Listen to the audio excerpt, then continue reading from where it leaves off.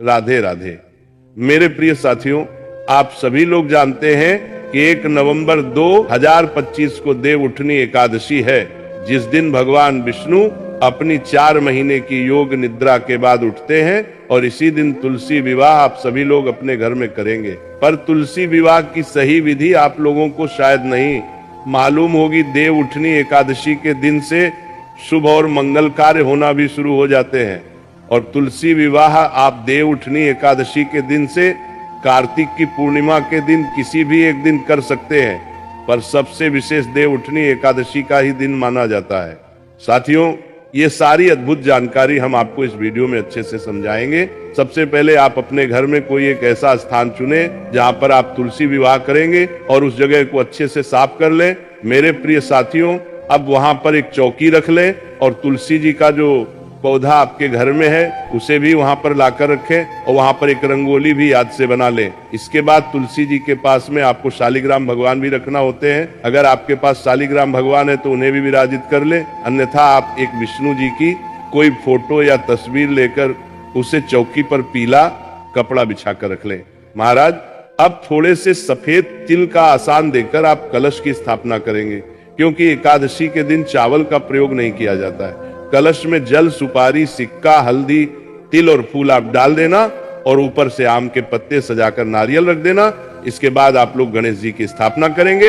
यहाँ पर आपकी पूजन की तैयारी पूरी हो जाती है और अब हम लोग भगवान से हाथ जोड़कर प्रार्थना करेंगे कि आज हम आपका विवाह कराने वाले हैं, तो हमसे कोई गलती हो तो उसके लिए आप हमें क्षमा करें। मेरे प्रिय साथियों, अब सबसे पहले एक लोटे में जल लेकर हम सभी भगवानों पर थोड़ा सा जल छिड़क देंगे शुद्धिकरण के लिए। इसके बाद आप एक देसी गाय का घी का दीपक जलाकर भगवान के सामने रख देंगे।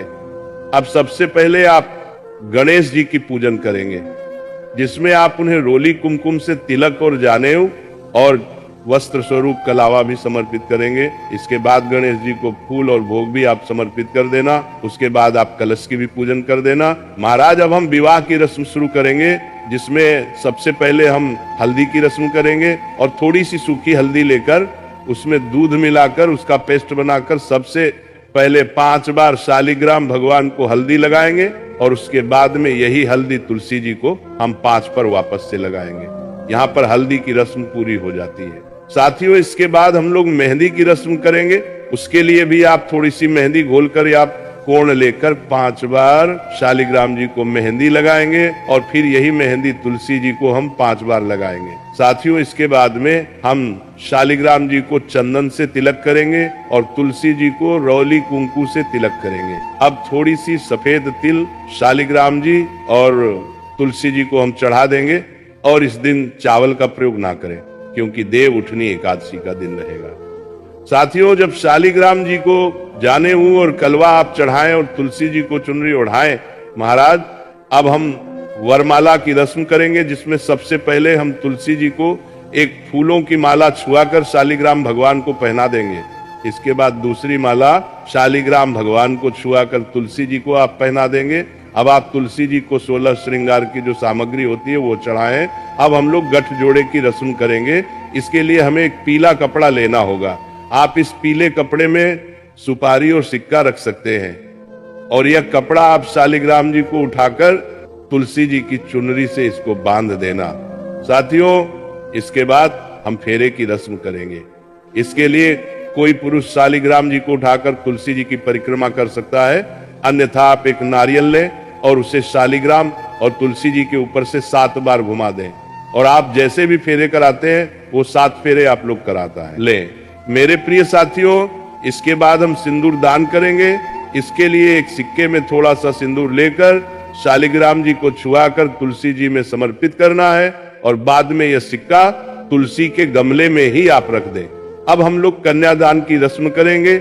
इसके लिए हम अपने पास में कुछ पैसे रखेंगे, फूल और थोड़ा सा जल अपने सीधे हाथ की हथेली में लेंगे और संकल्प करेंगे कि आज मैं अपनी श्रद्धा से तुलसी जी और शालिग्राम जी का विवाह संपन्न कर रहे हैं और ये पैसे शालिग्राम भगवान के पास में आप रख देंगे। इसी के साथ में देव उठानी एकादशी के दिन पूजा में गन्ने जरूर चढ़ाए जाते हैं या गन्ने की झोपड़ी जैसी जरूर बनाई जाती है। इसके बाद तुलसी जी और शालिग्राम जी को जो भी आप दान में देना चाहते हैं, जैसे साड़ी, कपड़े, बर्तन दान कर देना। साथियों, इसके बाद में हम भगवान को भोग समर्पित करेंगे और भगवान विष्णु को जो भी भोग लगाए उसमें तुलसी जी जरूर रखें। इसके बाद में इस दिन फल भी आप जरूर चढ़ाएं, उसमें सिंघाड़े जरूर होने चाहिए। उसके बाद आप 1 लोटा जल भगवान के पास में रख देंगे और उसके बाद में आप तुलसी विवाह की कथा सुनेंगे और हाथ में तिल और फूल लेकर ही कथा सुनेंगे।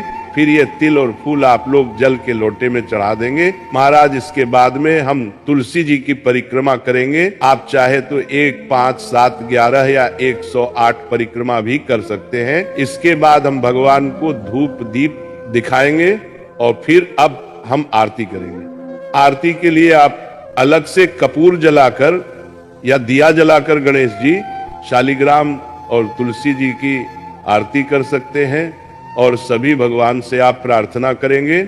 आरती होने के बाद लोटे में से थोड़ा सा जल लेकर हम पूजा स्थल पर वार देंगे। पूजा में चढ़ाई गई चीजों का प्रसाद सभी में बांट सकते हैं और ये चौकी हम अगले दिन उठाते हैं। साथियों, कलश का जल आप अपने पूरे घर में छिड़क देंगे या किसी पेड़ में डाल देंगे।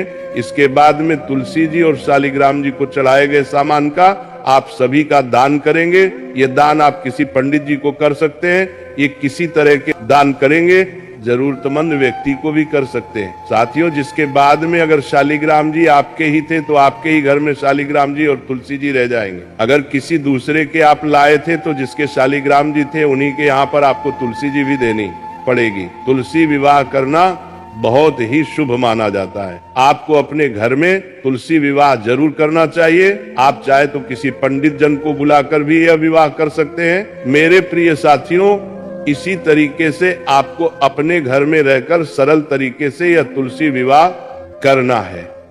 अगर अभी भी आपके मन में तुलसी विवाह को लेकर कोई प्रश्न है तो आप हमसे कमेंट करके पूछ सकते हैं। और आप हमारी ये वीडियो कहां से देख रहे हैं कमेंट में जरूर बताएं। थोड़ा सा हम और आप नाम जाप करेंगे तो मेरे साथ मिलकर बोलना, जय राधा रानी, जय राधा रानी, जय राधा रानी, जय राधा रानी, जय राधा रानी, जय राधा रानी, जय राधा रानी, जय राधा रानी, जय राधा रानी, जय राधा रानी, जय राधा रानी, जय राधा रानी, राधा रानी जय, राधा रानी जय, राधा रानी जय, राधा रानी जय, राधा रानी जय, राधा रानी जय, राधा रानी जय, राधा रानी जय, राधा रानी जय, राधा रानी जय, राधा रानी। मेरे प्रिय साथियों,